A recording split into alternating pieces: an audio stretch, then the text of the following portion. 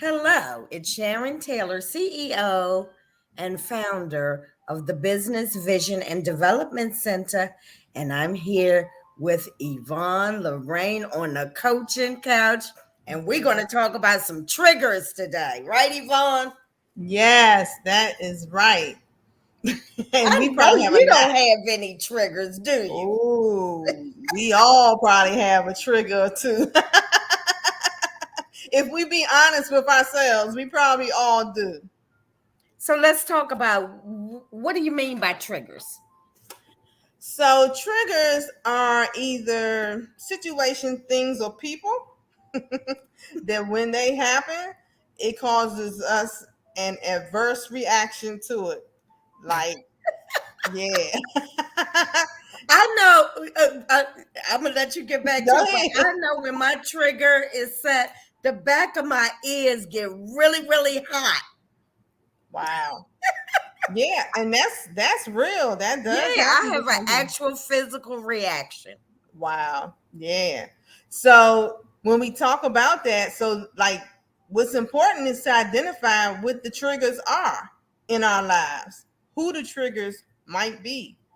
Because when we're dealing with the who the triggers are, we still don't have any control over what they do, right?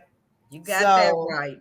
yeah. So if a person is your trigger, then we still have to figure out how to control our own emotions. Mm-hmm. Look, Mm-hmm. so that the back of our ears are not burning. Right. you know, and whatever else happens, and to be honest, that's why we have a lot of the reactions and behavior issues that we see, Sharon, because triggers, people are being triggered and they're not identifying what or who the trigger is. They just responding to the triggers. Well, the good thing for me is, like I said, most of the time I get a physical reaction, so I know exactly the Mm-hmm. moment, the time, the thing that triggered me. And Mm-hmm. when it's a person, if it's not like a fam, even sometimes I guess with family members, people have to separate themselves Mm-hmm. from them if they're constant triggers. Right. Either separate or create boundaries, Uh, right? create boundaries. Boundaries that work for you. Right. Not for them, but for me. Right. My typical trigger is time. The minute 1 second after a time that an appointment or meeting is supposed to happen, I'm Mm-hmm. triggered. I'm just undone. But logically I do understand that accidents happen and Mm-hmm. things happen. But we know those people who are consistently late and they're gonna get the trigger. So, speaking to what you just shared, Sharon, sometimes we are very aware, and it's like we still just want to control the situation and think the person's going to change, and they're not. So the question then is, so why do we keep allowing this to trigger us? Why do we go through those emotions when we know? It's a different thing when we don't know, we caught off Right. guard, but when we already know, it's like, why continue to go through the Then it's my cycle? own fault at that point. Yeah, because It's my we own fault.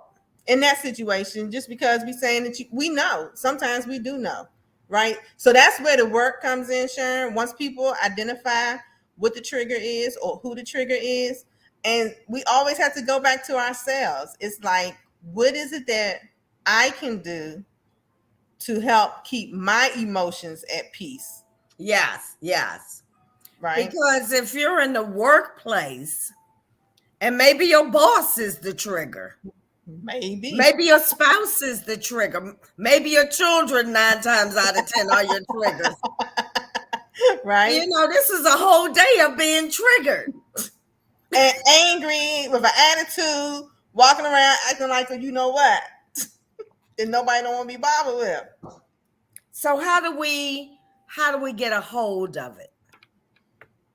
So it's always a different answer for every person. Yeah. There is no 1, 2, 3. This is how you do it. But there is the identify the who and the what. Mm-hmm. Once you are able to identify, ask yourself the why. Well, Okay. why do I allow that to happen? You Mm-hmm. know, and then once you have those two things, then take the time to figure out what you can do to help you to respond or deal with the situation better. What I have found is that once I know how to say whatever the trigger is, once Mm-hmm. I know how to move quietly and decompress and bring the temperature down, I Mm-hmm. can use that same technique with a different trigger. It may be a little different, but I'll say, you know what? Step back, take a beat. And then I also say, I have no clue. If it's a person, Mm-hmm. I have no clue what this particular person may be going through, unless it's a consistent thing that they're doing. Yeah. But so Yeah. I try and be empathetic, compassionate, patient Yeah. before I start to get hot behind the ear. Well, I'm gonna use an example that I think a lot of us can relate to. Is I tell you, it just seems like every time I go in the grocery store or a store, it is my lane that we have issues. And now because I do identify that has been a trigger, now I sit back and watch how other people are responding, and it is always amazing. But so what I had to do with that, I had to do what I just shared. First, I identified that is a trigger because I know how it's like instantly emotion. I'm like, oh my God, look, what in the world? What's the problem? Look, all these different thoughts and responses in my mind going back and forth. Where just like you said, we never know what that person to register. Matter of fact, I had a young lady one time and she shared, she was there, but she was not there mentally because she had on her mind about her sick baby who's in the hospital, and Hmm. her herself was dealing with her own sickness and illness, not knowing, what her results were going to be. Right, right, right. So, she and that just kind of blew me because I'm like, wow, she And got you got all to that come to work and move through the day. because they need the money to pay the bills, right? So yes, so that was a situation. That's just an example that I think we could all relate to. It's like, okay, well, why are you so angry? What is the problem? Just wait. You in line. Wait till your turn. If you running late, that's your Your fault, problem. right? Do better with time management, and don't blame everybody else. You know, I how I always say the universe. And when I say the universe, it could be God, it could be angels, it could be whatever. But Mhm. my thought is when you have a trigger or you have an irritant, God keeps putting that same trigger. Oh, like the grocery store, always in the wrong line, always every single time until you say, okay, I hear you, God. You're going to keep putting me in this line right? until I learn some patience. And And then that's it the seems time. like once you deal with it, once you identify it, recognize it, the world opens up. You know what I mean? It's like, Mhm. oh, dang, this ain't so bad after all. Right. No But your more stress. negative energy attracts Mhm. negative outcomes. That I know for sure. That's for sure. So all that stress that you used to create just because you stand in line, we don't have to create the stress. That does not have to be a stressor. So hopefully that will help somebody to just think that's one situation, but you can still think on it in other areas. and especially in areas where you don't have the control. Like I mentioned the Yes. boundaries earlier, right? Mm-hmm. So if you know with I know a lot of what we talking about is dealing with people, but like you said, sometimes there are things or just situations. But if you're aware of your own limitations, it's Yes. like create the boundaries. Like don't be irritated by somebody who you're on the phone with going through a conversation that you allowed to get yourself all stressed if you weren't ready for the conversation.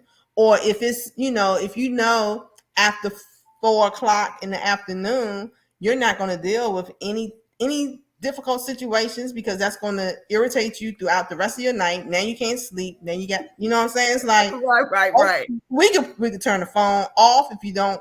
Some people just have to answer the phone when it rings, Sharon. And it's like you don't have to answer the phone. And we still do have voicemail, and now they can text. So that's a boundary that you can put in place for yourself. So if Yes. it's that important, they'll text you. You can see what's going on, or you can hear a voicemail. Prepare yourself and then follow up on the phone call. Yes. That's a good, good, good suggestion. That's excellent. Yeah. We Thank don't you, have to go Yvonne. through it. You're so welcome. My pleasure. Thank you for joining us on the coaching couch. And Yvonne, if somebody needs to be coached through some things, where can they locate you? Yes, and I would love to coach you through any of your situations or traumas. You could reach me at I am Yvonne Lorraine at gmail.com. Look Also, for look for her on Instagram and Facebook. Yes, follow me there and hit me up. See Thank you you, next Sharon. time. All right.